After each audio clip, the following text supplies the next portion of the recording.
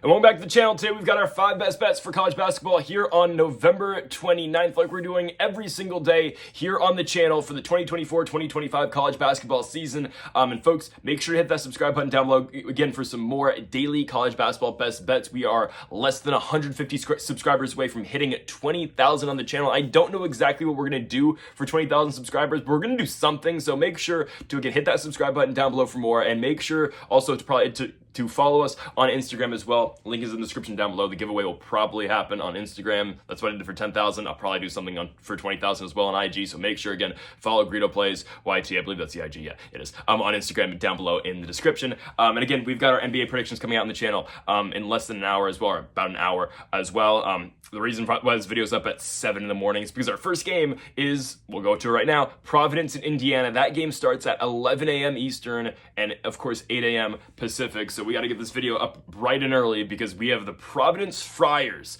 to beat Indiana in our opener here. Because, guys, I can't trust Mike Woodson's Indiana Hoosiers to win basketball games, okay? Did them losing to Gonzaga change my mind on anything? No. I still have the same perception of Indiana that I did after I watched the Louisville game. They're just not good. They are not good. They should not be ranked 14th. We were given fool's gold, all right, when they beat SC South Carolina earlier this season. That's not the true Indiana Hoosiers, okay? And sure, that game's in Bloomington. It's at Assembly Hall. Different environment. In this neutral site in the Bahamas, I just don't think the Hoosiers got it. I don't want to make the comparison from Indiana to UConn, but I will. They are the UConn Huskies of this tournament. I'm serious. That's what they are. They're going to go 0-3. They're going to go 0-3, and they're going to finish last place in this tournament.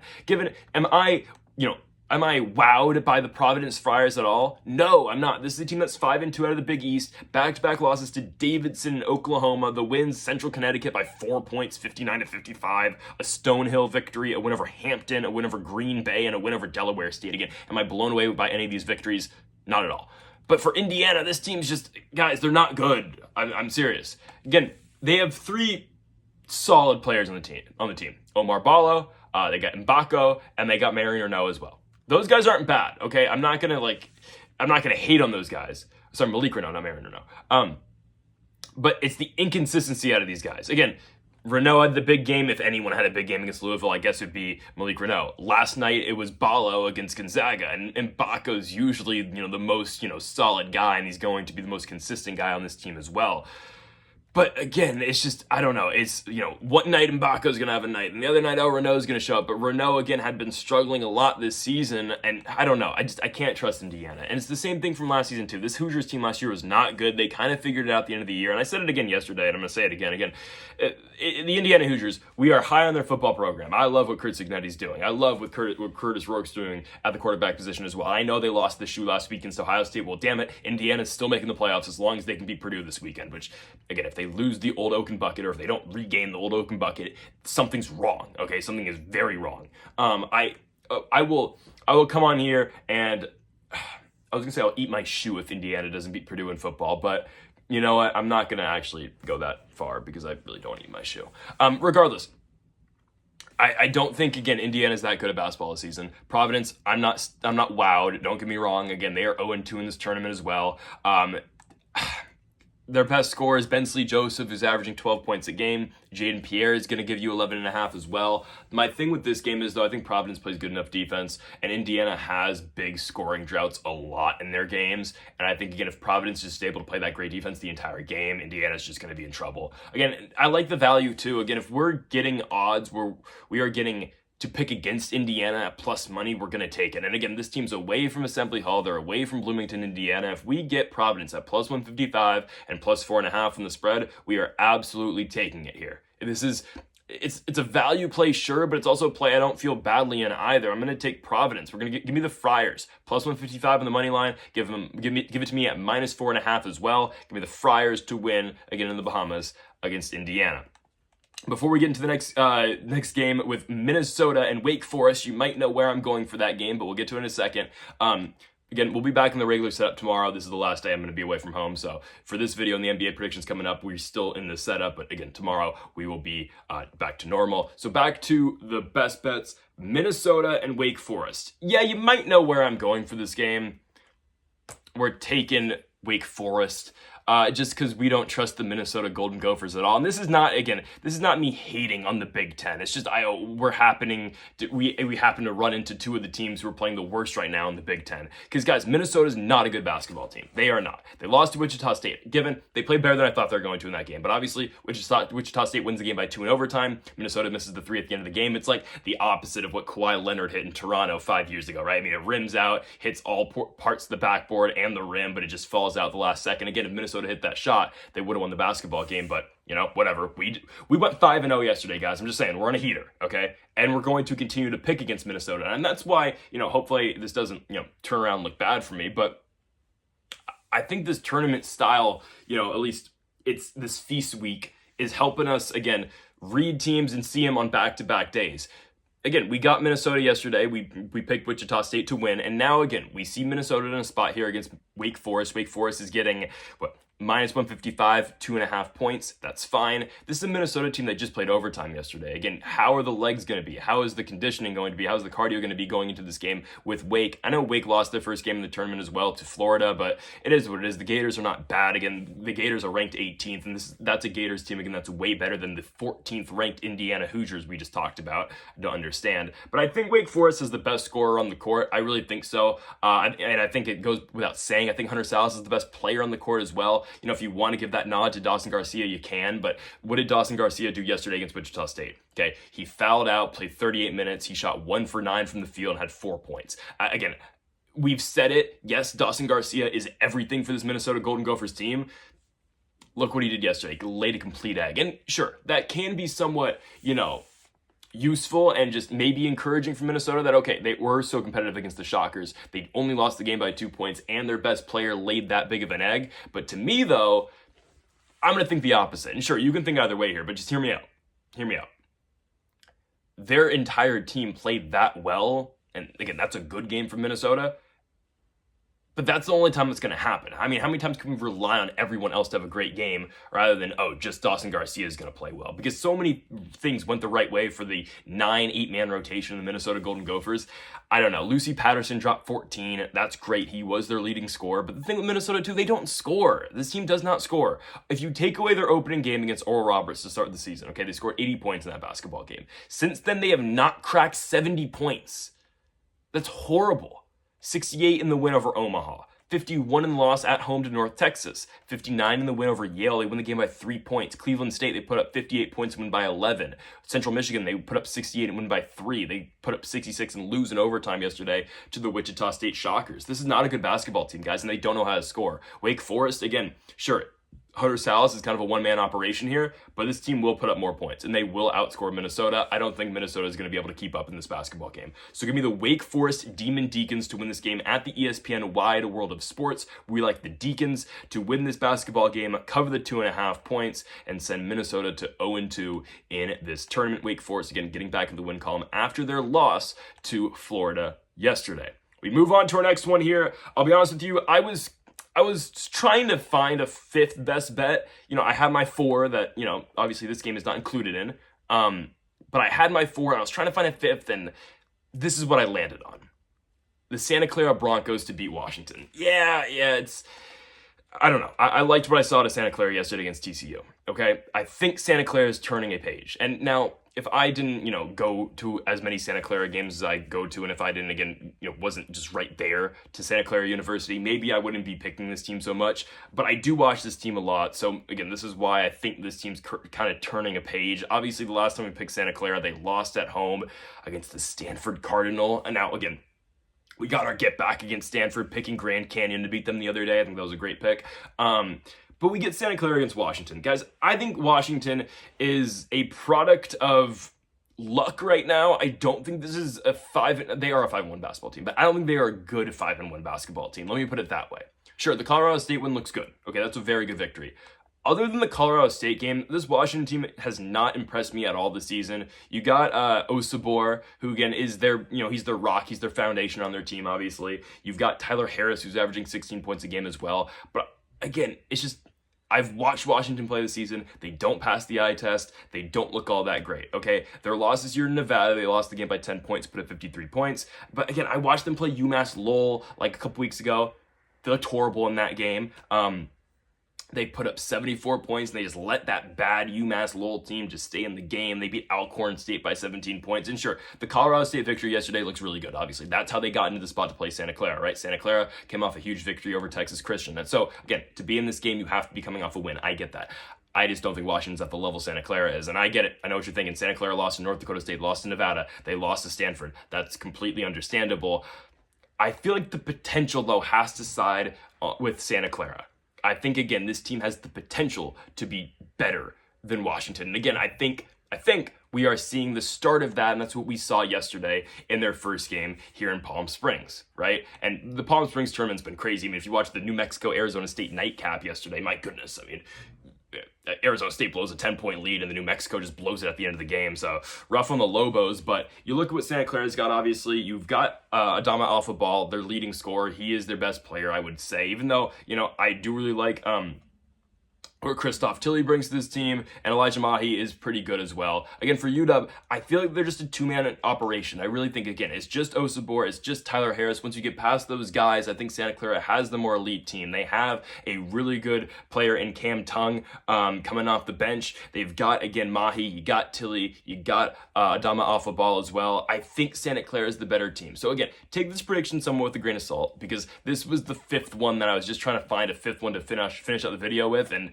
I did land on this. I think also the value's not bad on it. Santa Clara plus 100. I think people look at their record and say, okay, they're a 4-3 basketball team taking on the 5-1 Washington Huskies. But trust me, again, Santa Clara, once they get it figured out and once they get into West Coast Conference play, this is going to be one of the contenders in the West Coast Conference this season. Are they going to win it? No, but they're not going to be better than Gonzaga. Obviously, they're not going to be better than St. Mary's. We'll see how they fare against Washington State and Oregon State. I think they're a better team than USF, undoubtedly. I don't think the Dons are that great.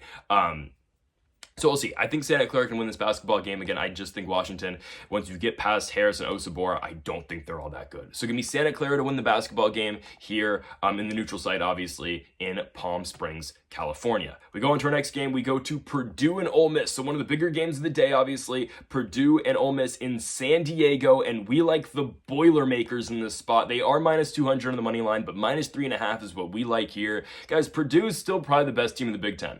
They are. Again, Zach Edey's gone, obviously, but I still think the Big Ten, I think that all these teams are still chasing Purdue. I mean, again, who else would you put in front of them, obviously, in the conference right now? I mean, I don't think it's Indiana, obviously, after watching Indiana and what they've done so far this season. Maybe is it Wisconsin? I don't know. I don't think it is. Again, I think the best team right now in the Big Ten, pretty clearly, I think it's pretty clear that it's Purdue. Obviously, I thought it was pretty clear earlier in the season when they beat Alabama. Obviously, they lost that game on the road to Marquette. They went to Milwaukee and lost the game by 18 points. That was a bad read on my end, but what have they done since? They beat a Final Four team in the last game at NC State, and I get it again, NC State. They are nowhere near the team they were last year, and obviously that run that DJ Burns and the guys had last year for the Wolfpack. I mean, Raleigh was going crazy last year for that squad. But I still think the Big Ten, again, their best team is Purdue, right? Trey Kaufman-Renn has been killing it this season, averaging 18.5 points a game. Fletcher Loyer averaging 14. Braden Smith is going to give you 12 points as well. For the Ole Miss Rebels, this is an undefeated basketball team, right? They did go out there and win that big game today or yesterday against Brigham Young. They ended up winning it by 11 points in overtime. But again, a very hard-fought game. And what I usually like doing, whether if it's in college basketball or in the NBA, it's pick against the team that just played overtime on the second half of a back-to-back. Now, that doesn't always come to be, obviously. But I think in a tournament style, especially college basketball, it's the second half of a back-to-back. I think Purdue's the fresher team, obviously. They did not have to play overtime like Ole Miss had yesterday. Purdue went out there and took care of NC State. Sure, again, the Wolfpack were in the game, but Purdue handled them a lot easier than what BYU had against Brigham Young. And to counterpoint myself here, Ole Miss did actually beat Brigham Young by more points than Purdue beat NC State. But again, Ole Miss had to play those 5 extra minutes to get that victory. And Purdue's just looked great so far this season, with the exception of that one game against Marquette. They blew out, again, these games don't really mean much, but they blew out Texas A&M Corpus Christi. They blow out the Norse, Northern Kentucky. They blow out, or actually they kind of kept Yale in the basketball game, but they beat Yale. They beat Alabama in West Lafayette. They beat Marshall. They beat NC State. You look what Ole Miss has done this season. Sure, they are undefeated. They have some good victories. We're talking about Colorado State. We're talking about BYU. The wins over Long Island University, Grambling. They win the game by 2 points. They beat Oral Roberts by a good 32.